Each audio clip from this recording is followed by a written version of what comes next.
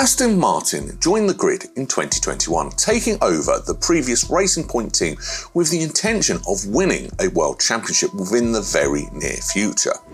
They were taken over by Lawerence Stroll, who had a huge amount of money behind him that he has so far put into the team. The past 2 years have been far from ideal, but they hope to be back on the track in 2023 and beyond with their new driver in Fernando Alonso, replacing the retiring Sebastian Vettel, with him going alongside, of course, Lawerence Stroll, who seems to have a lifetime contract in the team. But more on that later.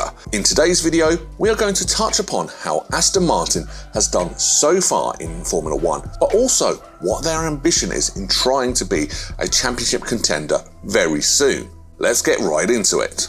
We are going to start off with how the team came about in early 2020. Lawerence Stroll made a 16.7% into Aston Martin, which meant that he would change the current Racing Point brand into Aston Martin for 2021. Stroll already had a lot of power in Racing Point, and with him sorting this deal with Aston Martin out, it made him a very prominent figure that you would see speaking to the media every single race weekend. However, in 2020, it was not a good look for Racing Point, as they were punished and called out, rightly so, by a lot of teams for copying the 2019 Mercedes, as it looked identical. They were given a 15-point reduction for that season, which cost them P3 in the standings, which have been a massive financial gain going into their first year as Aston Martin in 2021. However, with them getting their first win and several podiums in 2020, there was a lot of optimism within the team going into the next year under the iconic Aston Martin brand, with a lot of backing from Lawerence Stroll. Would they be able to top the midfield? Well, the short and simple answer was no. They would drop all the way down to P7 in the championship, with them getting a podium with Vettel and Baku, but that was their season highlight really. They struggled all season with the car and seemed as if they were going to put a lot of focus on the 2022 regulations so they can come back with a bang. However, this would be far from the case, as they would come to Bahrain with the second worst car, just ahead of the Williams, and this was very embarrassing for the team, who had all of these aspirations to become world champions. They would develop their car heavily throughout the season to try and salvage something, but they would once again finish P7 in the standings with the same points as Alfa Romeo. But they finished ahead on P6 due to them having a higher finish in one of the races. So no improvement from 2021 to 2022, and that was not a good first 2 years for the team, and probably not what everyone was expecting. What about you? What do you think of Aston Martin so far? Let me know in the comments below. Now, on to what the future may hold for Aston Martin as they take on 2023 and beyond. To start off with, we are going to talk about some of the things that the team principal Mick Crack came out and said. With the factory, the wind tunnel, the new simulators, we are serious, and there is a huge investment behind us. From what Crack is saying here, he seems very confident that he has everything that he needs to be able to win that first championship for them. It will be very hard for them to do so and break into the top teams, as they've been established at the top for many years now in Red Bull, Ferrari and Mercedes. Aston Martin has to come up with something that has never been seen before for them to all of a sudden jump from P7 in the standings all the way to P1 in 2023. But in future season, it is very possible. Aston Martin is building a new factory that is set to be finished in Q3 of 2024, and they have almost put £200 million into building it alone. It is fair to say that when they have these state-of-the-art facilities starting in 2025, they will be a force to be reckoned with.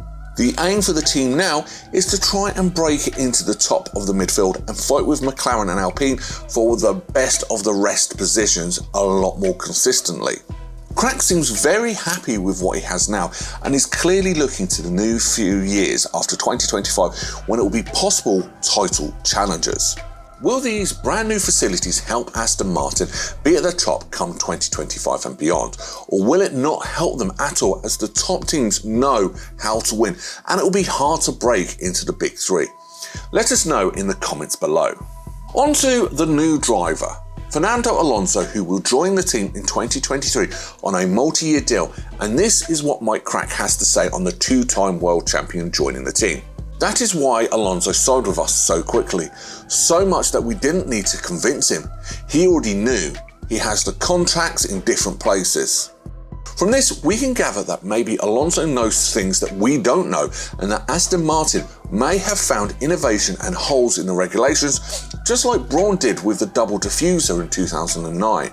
To be able to persuade Alonso from Alpine, who finished P4 in the standings last year and is looking better and better each year, is something special. Alonso has made several bad decisions in his career so far, and this could easily be one of them again, and it is a major gamble, but they have worked in the past. Just look at Lewis Hamilton, who was laughed at for going to Mercedes, but it worked, didn't it? Winning 6 world championships with the team.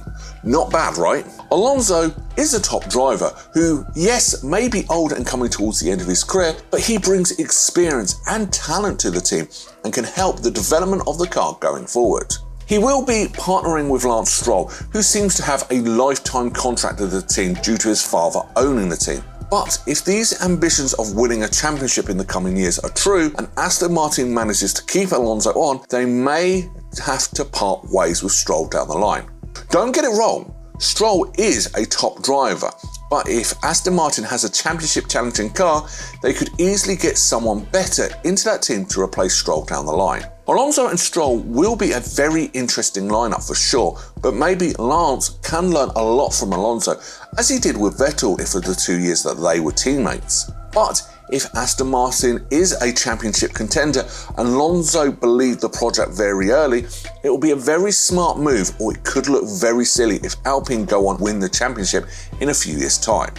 Overall, it is fair to say that Aston Martin is a team to keep a good eye on due to everything that they have with the facilities and the drivers at hand. Only real issue is that they struggle to have a good start to the season, and this was shown in 2022, and if they want to even have a little chance of becoming world champions, they must be quick starters from the lights out in the first race of the season. However, it has to be said that Aston Martin is very good at developing their car throughout the year, and this was shown in 2022 when they had a very bad car at the start of the season that had little to no pace, and the drivers could not get a handle of even the 4-time world champion Sebastian Vettel. Then you look towards the end of the season where they were regularly in the points and probably deserved to finish P6 in the Constructors' Championships. But it must be said that these new few years of Aston Martin and their fans will be very interesting to see what type of progress they will make. What is your prediction on where Aston Martin will be in a few years' time? Guess we'll have to find out if they come true in the near future. Thank you so much for